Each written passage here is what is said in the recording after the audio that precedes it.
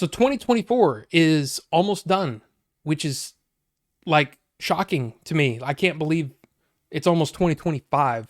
That's just crazy. But before we really get into anything, I do want to thank you for watching these reviews that I do on this silly channel. Hanging out in the live streams. I appreciate it. I mean, it's why I do the things that I do. But what this video is going to be about is kind of like the year in review. The movies, the TV shows, the physical media that moved me, that got a reaction out of me. Sometimes good, sometimes not so good. So yeah, that's what we're going to talk about today. But also, I want this to be about you. So if there's anything that I haven't talked about, things that I haven't seen, because let's be honest, I can't watch everything. So there are movies that are on my list that I still want to see. But if there's something that I'm missing out on talking about and you want to talk about it, leave it in the comment section. Let's have a discussion about this. Again, movies, TV shows, physical media, anything you want to talk about, let's talk about it in the comment section.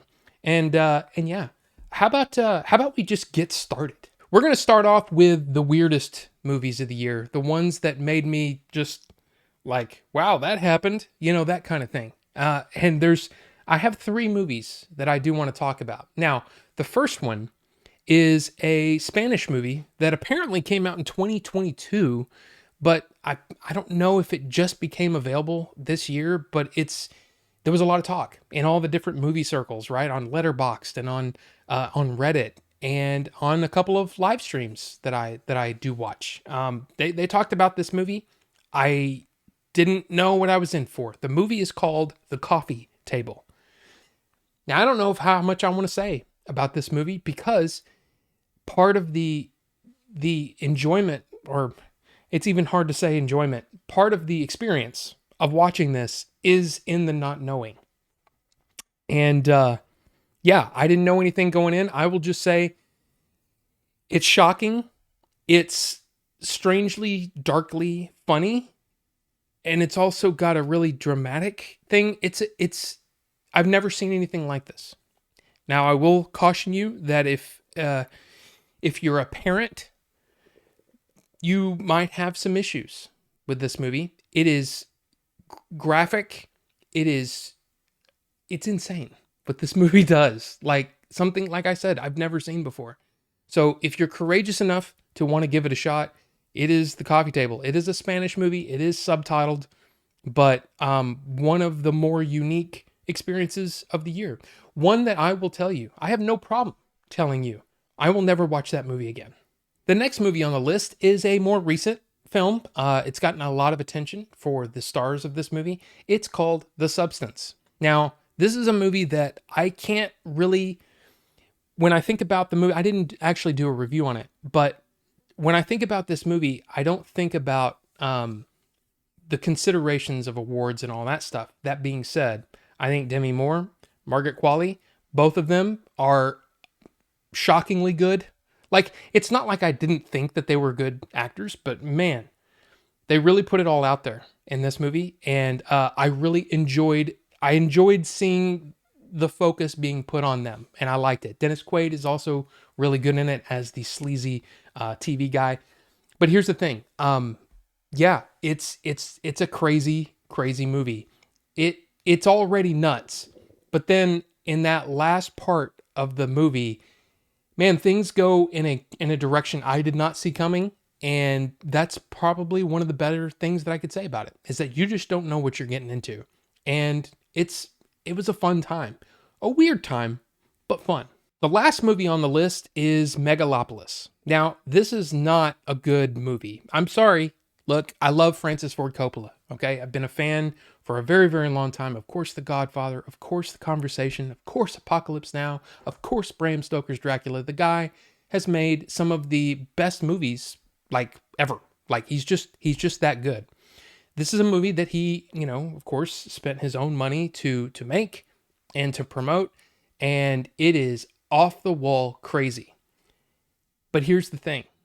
Even though I am pretty sure that my review, I'm pretty sure I didn't give it a glowing review, but I want to see it again.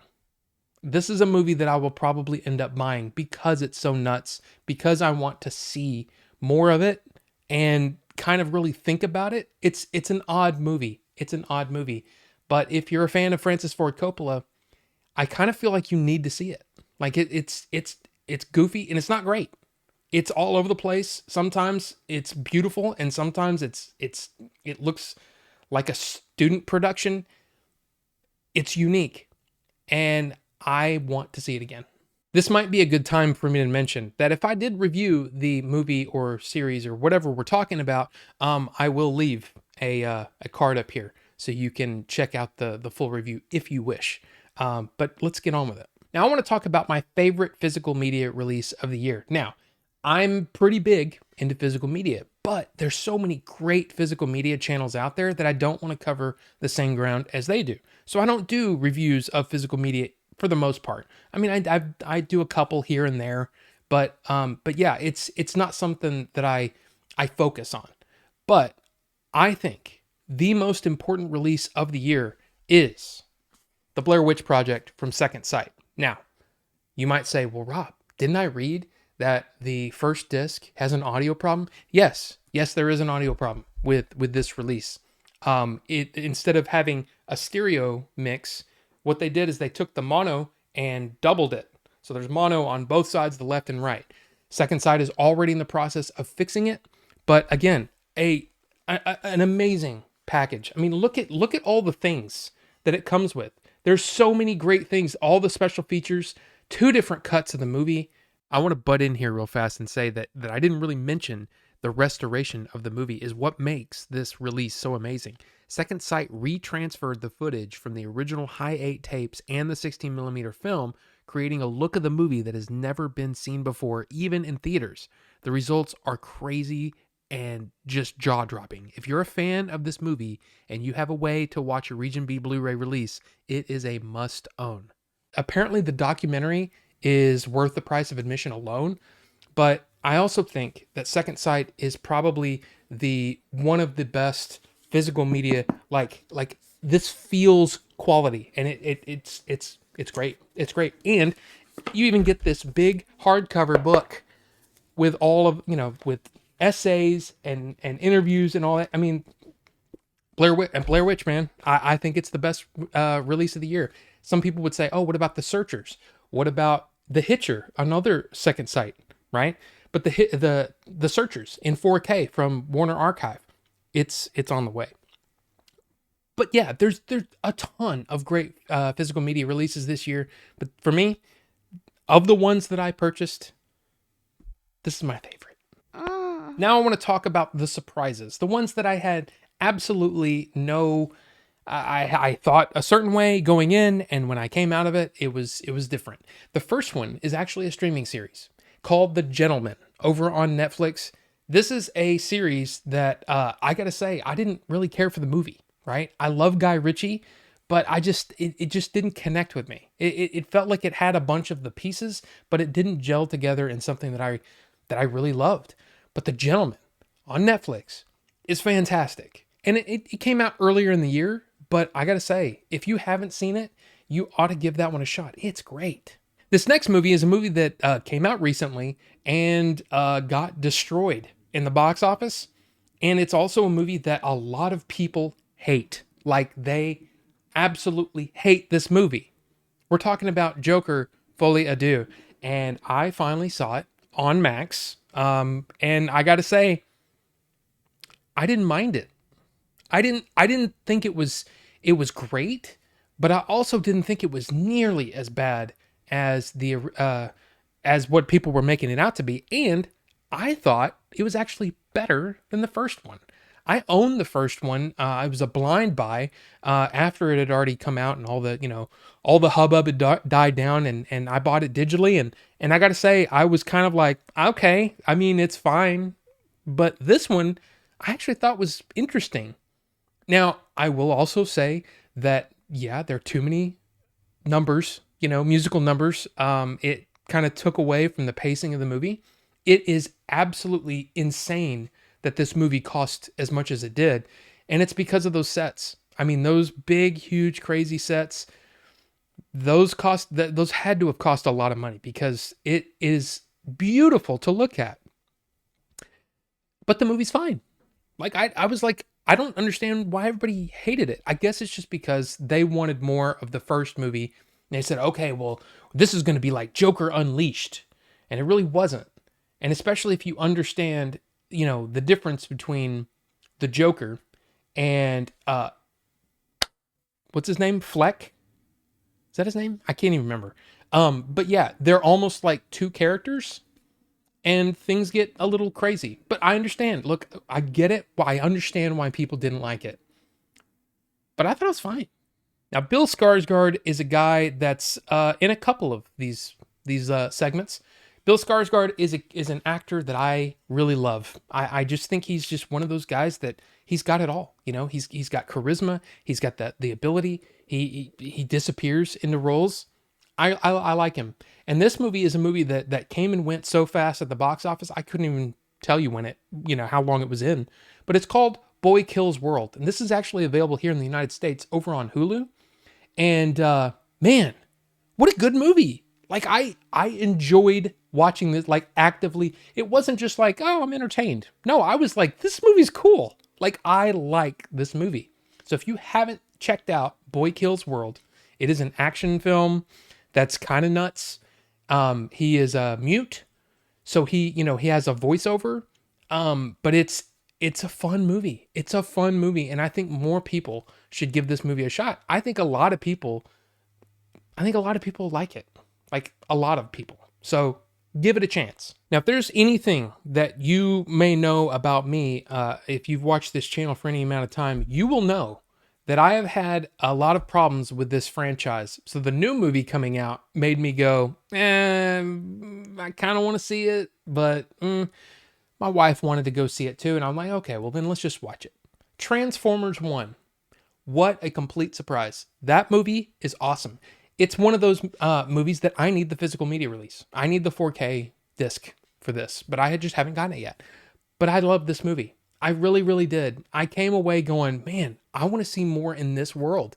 I love the way that everything came together. I can't believe Chris Hemsworth plays a really good Optimus Prime, but guess what? He does. He pulls it off. I just think it's great. I think it's great, and I think more people should watch it. Now, here's another movie that I've seen on a couple of people's, like top 10 lists. I didn't make a top 10. I made a just kind of, hey, here's all the things. But I would probably say that this might have made it into my top 10 if I had made one. It's a crazy movie. It's a movie that, it's nuts. It's Hundreds of Beavers. That's the name of the movie. And that, I'm telling you, you need to check this out. Give it a shot. Now, especially if you have I think it's on Amazon Prime here in the United States, I would say give it a shot. Give it 20, 30 minutes. It's it's a very low budget. It's odd. It's funny. It's like a live action cartoon in places. It's incredibly ingenious the way that they shot some of these things, the way that they layered things in the image. It's worthy. It's worthy of at least a watch on Amazon. I mean, this is what I say. I mean, now look, if there is a good physical media release of this, I'll probably end up picking it up. But until then, go check it out. Hundreds of Beavers. What a title. A lot of people will call this next section the worst. I will say the biggest disappointments, right? I'm disappointed with these movies. I don't think that they're okay. Some of them are bad. Okay. But I'm just going to say the biggest disappointments. The first one, do I need to even talk about this? I mean, it's been talked about so much. I mean, I've talked about it plenty of times.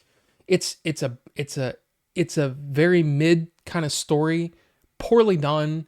The acting is all over the place. The editing is atrocious. The music, I remember the music being kind of good. The fight choreography was actually pretty cool. But man, what a mess of a show, and really, really expensive.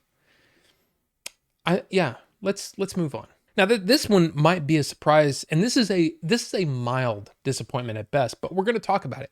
Arcane Season 2. Now, I didn't do a full review on Arcane Season 2, but I think my biggest disappointment is just that it felt rushed. It felt like There were too many plot threads that they just wanted to jam in there because somewhere along the line in production, they said, oh, hey, we're going to actually end Arcane, in this season. And they were like, oh, well, gosh, we need to throw this in. We need to do this. We need to explain this. We need to do this. And it felt like it was all over the place. It felt disjointed. It felt like Arcane, the season 1 felt like a warm embrace almost. It's like, hey, we don't care if you don't know anything about League of Legends. Come on in, and we'll get you up to speed. Come on in. It felt welcoming, and it was just a beautifully crafted world and story.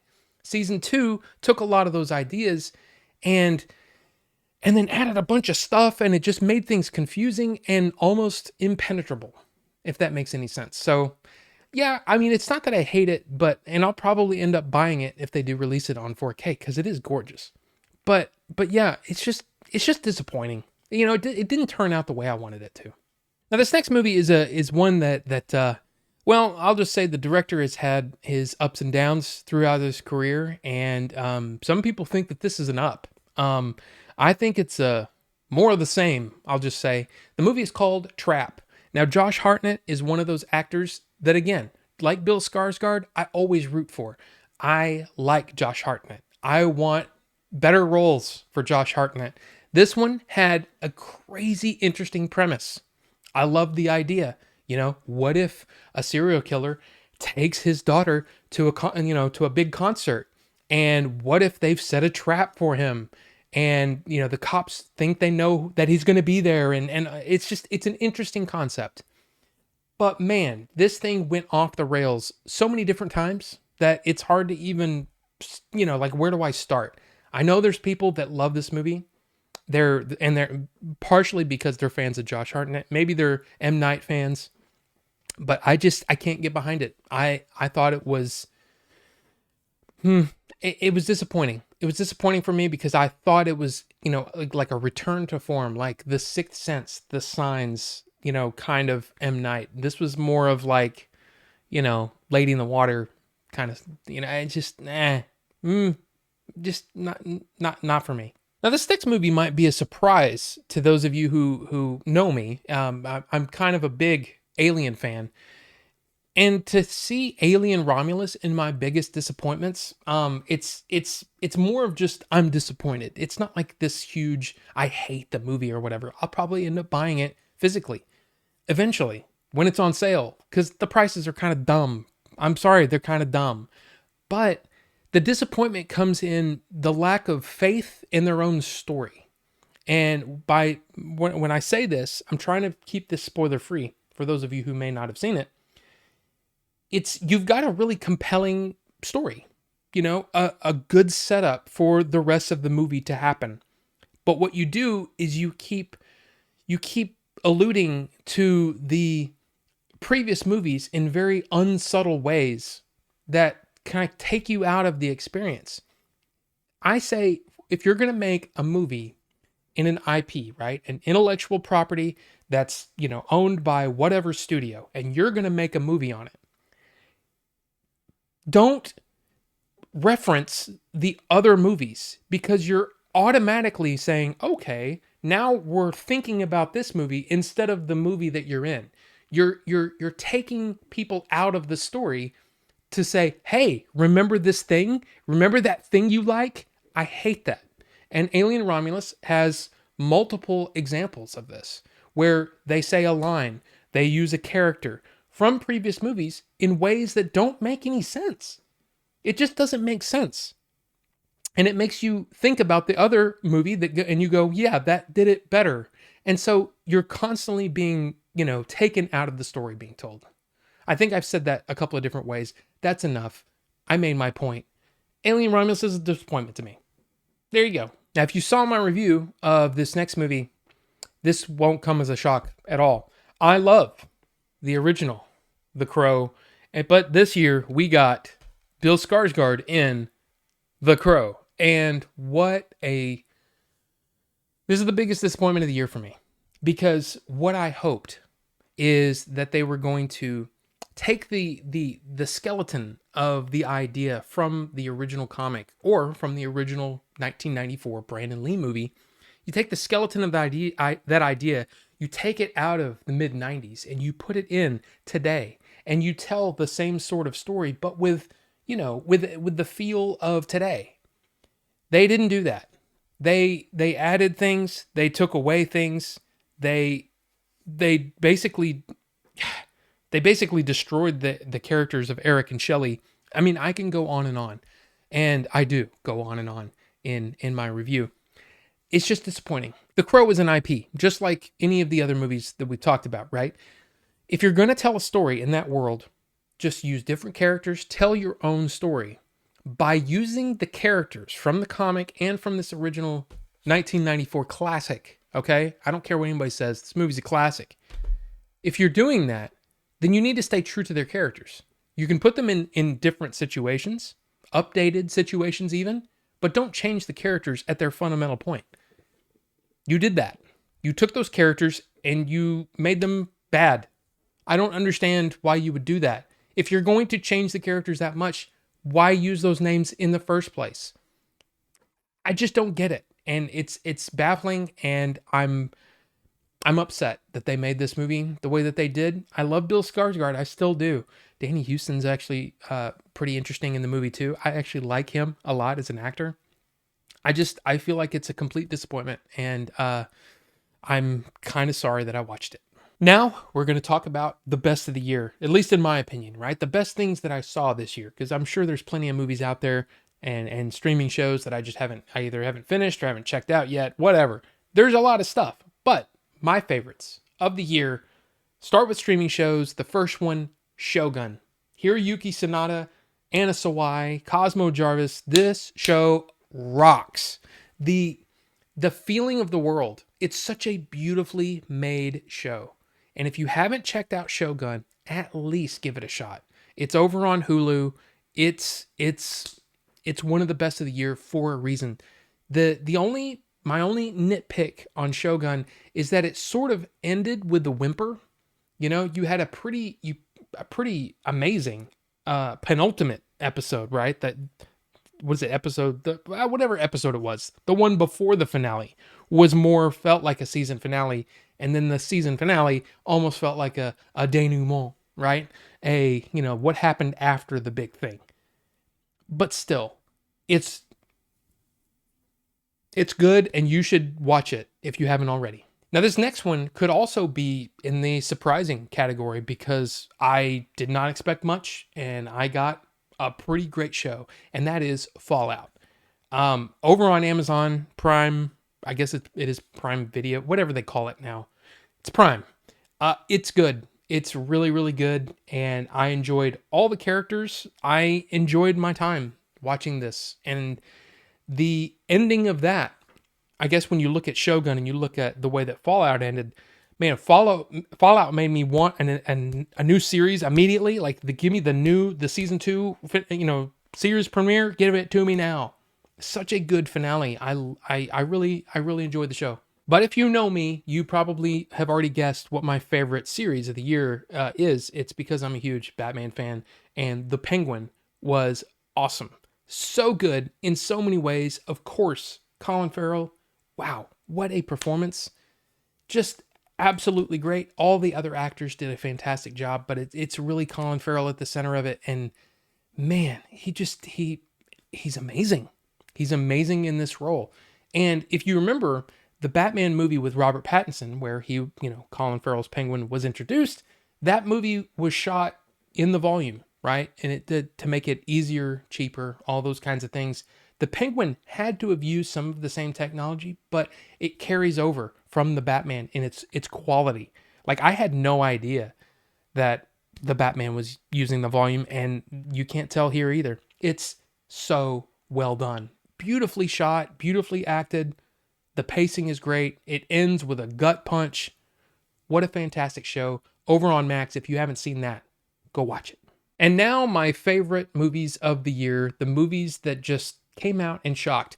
There's going to be movies missing, like Deadpool and Wolverine. Yeah, I enjoyed it a lot. It's not one of my favorites of the year, though. It didn't make that much of an impact. It was funny, yeah.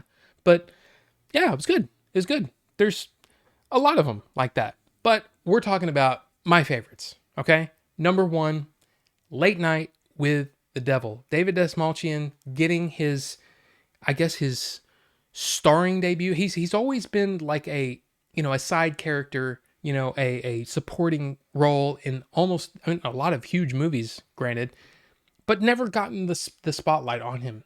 And I think that this is a great movie. It's really, really well done. Done very, very on the independent side, so much lower budget. Still a fantastic watch. I think it's also available to stream on Hulu. I would recommend it if you haven't seen it. Give it a shot. It is a horror movie, but it is great. And I think that it's worthy of being one of the best of the year. If there's one movie in this entire list that's probably going to give me some crap, it's if people have gotten all the way to this point and they see me holding up Horizon, An American Saga, Chapter 1. Look, I don't know what to tell you. I love this movie. I love the experience seeing it in the theater. I have watched it twice since then. There's very few movies that I've watched more than once this year. Horizon is one of them. And it's just, there's something about it that I just find really, it's like comfort food to me. Like, okay, you're reading a book, right? It's a big, thick book. You're in. You're wanting to go on this journey, right? And you read the first quarter of that book, and then you put the book down. That's what this is like. And I know a lot of people don't like that. They want a complete story. They want a complete thing. But this is really just the first part of a very big, sprawling story. It's like reading the first few chapters of a big novel. But I understand why people don't like it. But you also have to understand there's people like me who love that. They love a rich, beautiful world with a lot of different characters that are very, very quickly introduced, and you know exactly what kind of characters these people are. I enjoyed it, right? Kevin Costner, Megalopolis on one side, Horizon on the other, both very, very, very not profitable, okay? Neither one of these made a lot of money. They both have directors, long-time directors, that put up their own money to finance this thing. One I think was really, really successful. One that I think was odd. But I love it, okay? I'm just saying, look, if you just give it a shot, okay? Give it a shot. You may not like it, but give it a shot. It's over on Max right now. You can stream it there. Of course, it's available on all the streaming platforms, to purchase or to rent or whatever. But look, just give it a shot. That's all I ask. The next movie, if you know me, it's no surprise, right? Dune Part Two. I love this movie. It's great. It's a continuation of Denis Villeneuve's insanely good work on the first Dune movie. Of course, Greg Fraser, the cinematographer, does an amazing job. You got Timothée Chalamet, you got Zendaya, you got Rebecca Ferguson and almost said James Brolin, Josh Brolin. It's great. It's a great movie. And there's so many great actors. Austin Butler does an amazing job. I love it. I love Dune Part Two for its storytelling, its world building, its acting, everything put together. It's gorgeous. It's a beautiful production. And it's one of my favorites of the year. But there's one that, again, you probably already know this if you've been on my channel longer than 12 minutes. You know that I love this movie. And it was the biggest surprise. It was the biggest smile on my face that I had the entire year watching this movie in the theater. It was amazing. Strange Darling. Now you might say, Rob, seriously? This is your favorite movie of the year? No other movie surprised me and delighted me as much as this one because of its storytelling techniques. It's perfectly acted. Everything's great. But it's the way that the story is told and the way that you get a little bit of information. You make up your mind. You go, oh, well, that's what's going on. The next section, that's all gone because now you get new information that recontextualizes what you've just seen and it makes you change your mind. There's so many different points in that movie where you change your mind and it toys with you in the best way. And I love it. I think it's great. Willa Fitzgerald, Kyle Gallner, both of them, amazing performances. I love this movie. And you should watch it. I don't know if it's streaming anywhere, but you should check it out for sure. I think this might be the longest single recording that I've ever done on this computer for this channel. It's just, I don't think it's ever happened. I don't think it's ever been this long. But hey, you were in for it. If you're here, that means you watched the whole thing, and I applaud you for that. But again, just because I say stuff is good or whatever, art is subjective, man. We all have opinions, and let's talk about it. That's what the beautiful thing about art is, we can discuss them, and we don't have to call names or say, you're not a real movie guy. You're not a what? Who cares? We're just talking, and it's fun. It's fun. So let's continue that conversation down below. I would love to hear your thoughts on 2024, and I guess that's it. So thank you so much for watching. We will see you on the next one.